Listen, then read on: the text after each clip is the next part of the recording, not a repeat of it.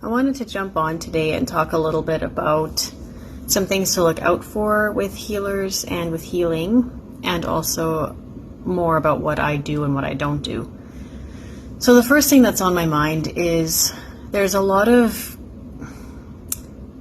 for lack of a better term, pseudo healing or pseudo healers out there, and it's not to say they're all bad or wrong for what they're doing, but a lot of them are bypassing the deeper stuff. And this can look like false promises and perhaps targeting symptoms rather than just holding healing and whatever that looks like. Absolutely, healing and emotional repair can have huge effect on our symptoms, but it's not a guarantee. And if that's the focus, then you're not really there for healing, right? Or they're not.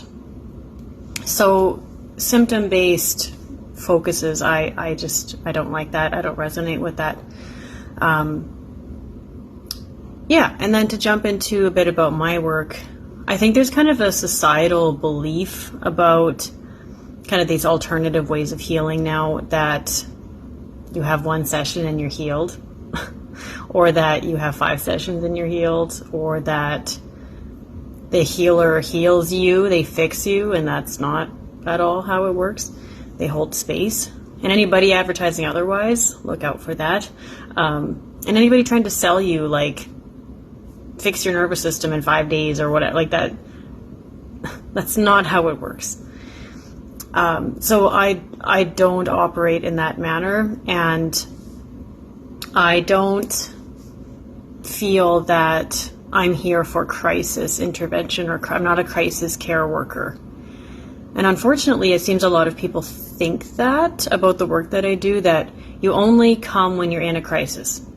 You only come when you're like feeling really traumatized and you can't deny it anymore.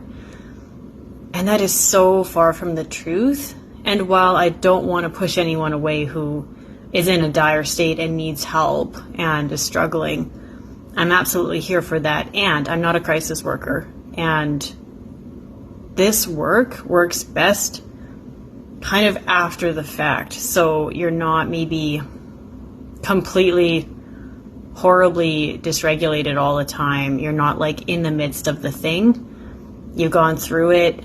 You're struggling now and it's still living in you, but you're in a safe enough place in your life, or in reality. You're not in an actively abusive relationship. I see that a lot, that people are trying to fix themselves, i.e. they're trying to fix the situation, but the situation is that this person's abusing. That's not going to be helpful, and you could spend all the money in the world and it's not going to fix the situation.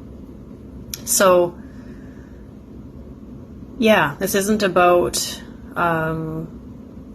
putting out fires. Yes, we can do that, and I notice that there seems to be this sort of way of doing this for people, that, I only come when I'm not okay. And I just want to give permission to anybody who needs it, that you don't need to do it that way, and it actually feels and works much better to take that edge off, as a lot of people do, and then stop. Take the edge off and then continue. Because when you're feeling less frayed, less terrible, that's when like the deep healing can start to happen. You take the edge off, and then what comes up underneath. And that's where a lot of people kind of want to avoid. They want to do kind of this surface level sort of thing, and a lot of practitioners as well. Let's just take the edge off. Let's just make you feel nice for a few hours or a few days, and ta-da, healing. And that's not what healing is. Healing actually requires us to be uncomfortable, including sometimes showing up when we don't want to, showing up when it's hard, feeling when it's hard.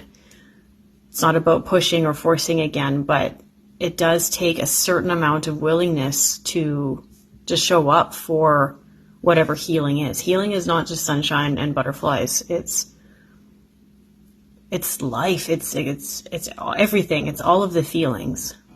And if it feels too much, then obviously a person isn't ready. So anyways, I just wanted to talk a little bit about that today, a little bit more about what I do.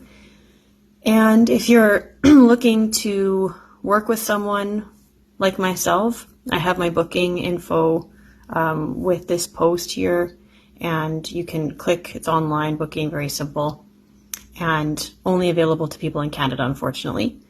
And if you have any further questions or concerns, I'm really happy to talk to people as well. So I also have my email in there as well. And otherwise, I'm wishing you a great day, and I will talk to you next time.